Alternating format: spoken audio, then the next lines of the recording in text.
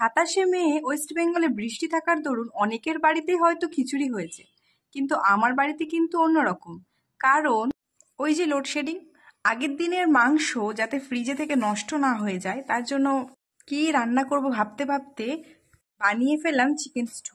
তো চিকেন স্টুর জন্য লাগবে পেঁপে, আলু, গাজর, টমেটো, ক্যাপসিকাম, বিনস। আমার কাছে ক্যাপসিকাম আর টমেটো না থাকায় আমি বাকি সবজি দিয়ে কাজ চালিয়ে নিয়েছি।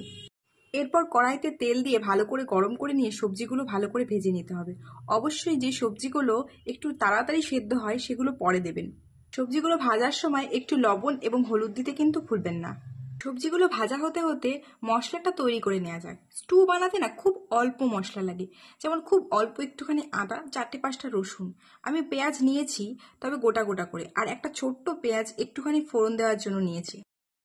সবজিগুলো ভাজা হয়ে গেলে তুলে রেখে অন্য একটি কড়াইতে তেল গরম করে তার মধ্যে গরম মশলা ও পেঁয়াজটা ভেজে নেব। পেঁয়াজটা ভেজে নিয়ে মাংসটা দিলে না মাংসের যে আষ্টে গন্ধ সেটা অনেক অংশেই কমে যায়। পেঁয়াজের মধ্যে মাংসটা একটু ভালো করে নেড়ে হলুদ, নুন, আদা, রসুন পেস্ট দিয়ে দিতে হবে। জিরে বাটাটা একটু পরে দেওয়ার চেষ্টা করবেন। সব মশলা দিয়ে ভালো মতো করে কষিয়ে আগে থেকে ভেজে রাখা সবজিগুলো ঢেলে দিতে হবে। তারপর একটুখানি নেড়ে নিয়েই সাথে সাথে গরম জল ঢেলে দিতে হবে। রান্নায় কিন্তু গরম জল খুব ইম্পর্টেন্ট। জল দেওয়ার পর খানিকক্ষণ ফোটাতে হবে। ঝোলটা ভালো করে ফুটে উঠলে তার মধ্যে কয়েকটা কাঁচা লঙ্কা দিয়ে দেবেন। আমার চিকেন স্টুটা না একটু গাঢ় গাঢ় ভাল লাগে, তাই জন্য আমি অনেকক্ষণ ধরে জলটাকে ফুটিয়ে কমিয়ে ফেলি।